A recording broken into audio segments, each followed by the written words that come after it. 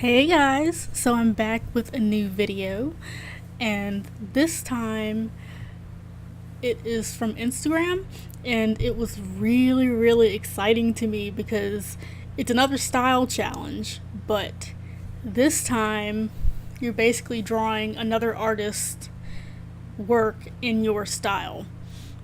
And this one I was pretty excited about because the other style challenges were like mainly drawing in the style of TV shows, which I'm not really fond of personally because I find drawing in an anime style and things like that very hard. So this was more my speed, is taking someone else's drawing and kind of making it your own. And Instagram surprised me with that because like there was nothing a couple weeks ago, and now there's like everything. Everybody's posting up their own artwork for people to draw, and it's just a lot of really cool inspiration to see what not only what everybody else is drawing, to challenge you, but also how everyone else's style compares to yours. When you look up your artwork and there's 50 different versions of it, you get to see, how each person interprets it. So I really latched onto this. This is one of two sketches that I've done for this challenge. The next one I'll be videoing soon to put that up, but this one I really had to do first because the color scheme, I really loved it. It was just like pink and yellow and brown, and it's not necessarily a color scheme I would have went for, which is also what's fun about this is, it breaks your art block. So if you're like me and you can't really think of what to draw from one page in your sketchbook to the next, this really will fix that for you. Because you can scroll through, 100 different drawings for this challenge and pick out what you really want to draw and, what you want to play with. So, this basically is like a very comfortable way of drawing because even though you're using someone else's style as a guide, you're not necessarily, trying to draw in a specific style. You're just drawing it the way you would draw it. And it's very comfortable because you don't really have to think of, does this look exactly like, what the artist originally drew? Because it's not going to. It's going to look exactly like whatever's in your head and whatever comes out in the sketchbook. And so I found it really comfortable. I wasn't really stressed out about it, making it perfect. Which is unusual because when I'm videoing like this, like I usually get nervous and jittery because I'm trying to make something look really good because it's going up on the internet and people will see it.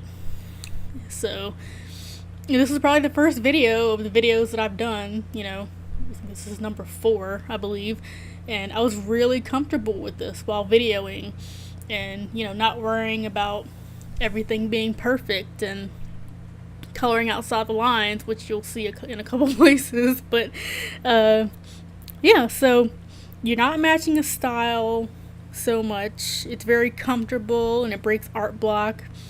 And as I said earlier, you get some really unique color schemes. Like, I really draw a lot of African American characters here lately, and the character that this artist drew, like, she used really blue-toned brown with a yellow and a bright pink, which I thought was interesting because it's not colors I would have chosen for darker skin like that. But so when I sat down and drew it and did my take on it, I went with, a more reddish brown, which I really like, and, more of a bubblegum pink, which is pretty much how she had it with the hair. Like, the hair was definitely a bubblegum pink.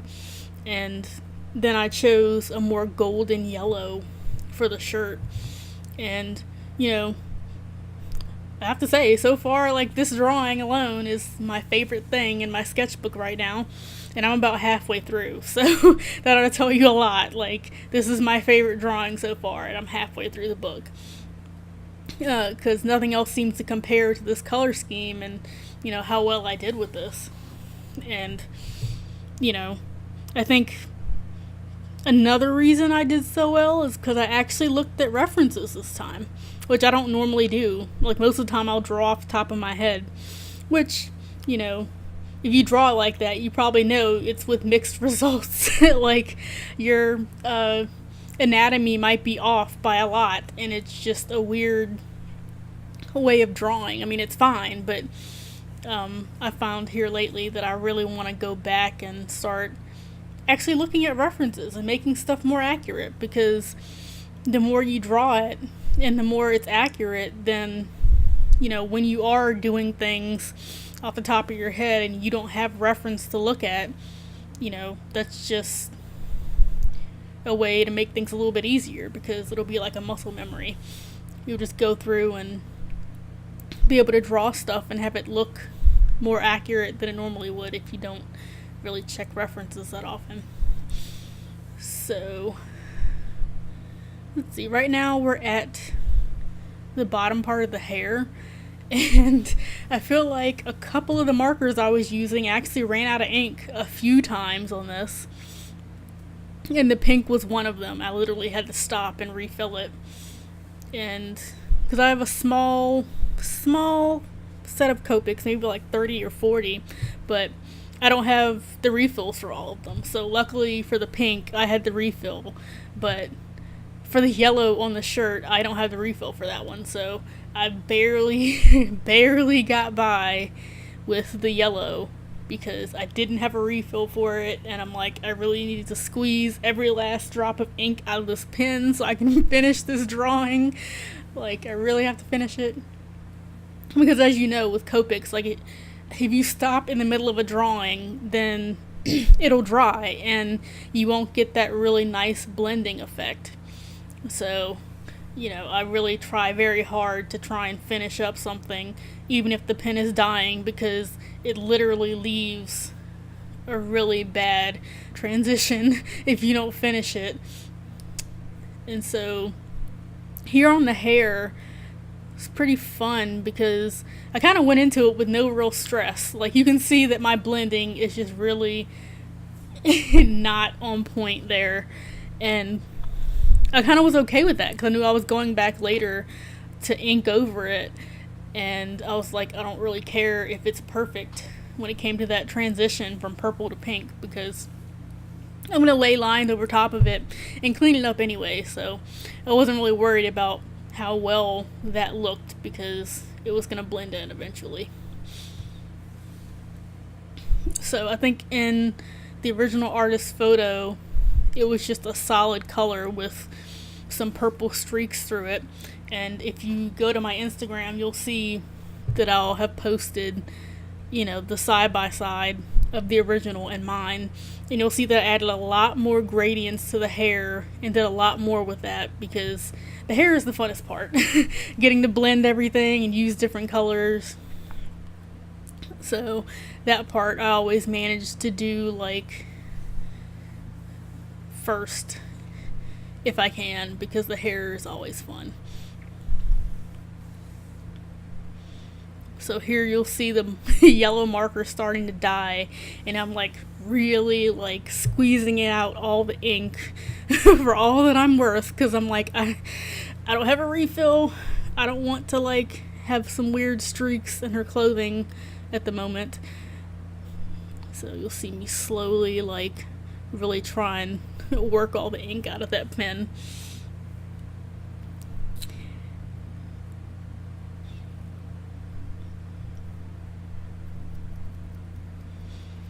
And another thing I wanted to talk about as far as her shirt was I added a pattern to it. And what I like about this is that this challenge presents a really interesting way to gather techniques. Because if you're doing it in your sketchbook like I am, you can just experiment with stuff and see what works and what doesn't. And you can always go back to that later, because I in particular keep a lot of my sketchbooks, so, you know, as a reference, when I want to go back and see how I did a specific rendering and how I made it and what color schemes to use, I'll reference a lot of those old sketchbooks to see what I've done in the past, what colors work, what doesn't. So this was just a way of me to experiment with, you know, a dandelion type silhouette motif on her shirt. You know, nothing too complicated because everything else is pretty complicated on this one, but, you know, something simple and pretty but easy to do. So, you know, the next time I draw things, I can have a nice little backlog of things that I've tried, so I know what will work. And I even actually looked at reference for that because I was like, I wanted to be semi-accurate, you know, because it's supposed to be dandelions, and I used the Uniball Signo for this. So, and it was pretty good. I think if I had really thought about it, I would have pulled out some liquid white and just did that with a brush because I really wanted it thinner, but the Signo, you know, it only has that specific thickness, so you're kind of stuck with that. This part with the bubblegum, I kind of wish I'd rendered it a little bit better. I don't love it, but I don't draw a lot of things like this, so I did look at reference, and from what I could tell, like, you could see there's shadow there, but for the most part it looked like it was solid color, and I didn't really want that specifically, so I went in and kind of added a little bit more texture to it, which is okay, but I don't know, maybe one day I'll go back and actually experiment with that more, because it's sort of a translucent thing where you can see other colors through it, but since her hair is pink, it's like you can only do so much with that because the bubblegum was also pink.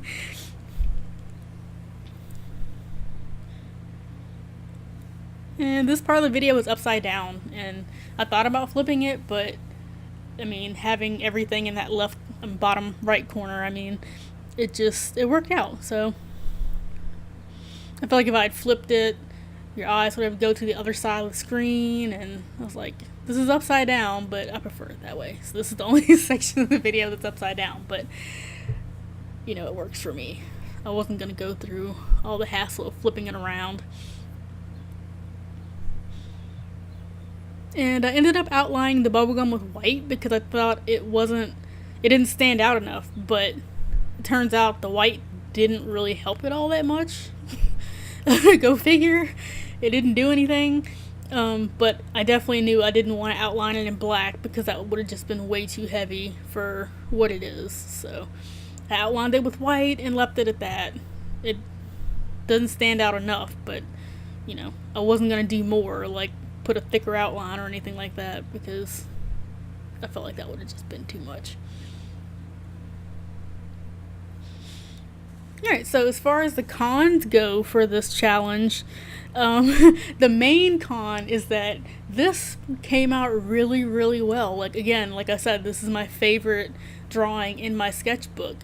But, you know, since the challenge, it's another artist's work, so I can't really do anything with it. I can't make prints of it, I can't make stickers, so, you know, that part kind of sucks a little bit, but, you know, it's someone else's work, and it's a challenge, and it's meant to teach you something, so I'm obviously not going to use it for anything, but, you know, as it's my favorite, I'll keep looking back on it, and, you know, seeing what I like about it, and try and, you know, add that into my work moving forward, because that was the only real downside, like, in terms of drawing this, was it's someone else's artwork, you know, kind of a unique concept of fan art of another artist's work, so it's pretty cool, but I can't use it.